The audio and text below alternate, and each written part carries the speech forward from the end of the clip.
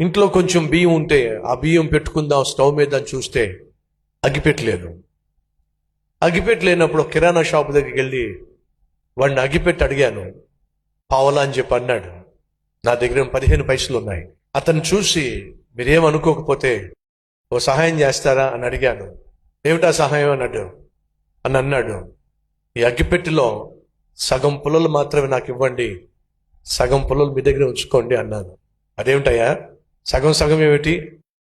నా దగ్గర పావులా లేదు, నా దగ్గర 15 పైసలే ఉన్నాయి.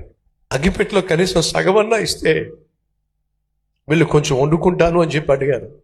అతడు ఆ రోజు దయతలిచి పోనీలే పూర్తిగా అగ్గిపెట్టి పట్టుకెళ్ళాం. సహోదరి సహోదరులు, ఈరోజు ఎంతగా ఈ సేవ వర్ధిల్లింది అంటే దీని వెనక ఎంతో కన్నీరుంది, ఎంతో త్యాగం ఉంది, ఎంతో ప్రయాసం ఉంది. ఈరోజు ఒకవేళ మీలో ఎవరైనా ప్రభువుని నమ్ముకున్నందుకు, ప్రభువుని సేవిస్తున్నందుకు ఆర్థికంగా కష్టాల గుండా వెళుతున్నట్లయితే, మానసికంగా కృంగిపోతున్నట్లయితే, ఏ మేలు మీ జీవితంలో చూడలేకపోతున్నట్లయితే దయచేసి ఒకసారి సతీష్ కుమార్ని చూడండి. ఈ సతీష్ కుమార్ని దీవించిన దేవుడే నిన్ను కూడా దీవించడానికి సిద్ధంగా ఉన్నాడు. మర్చిపోకండి.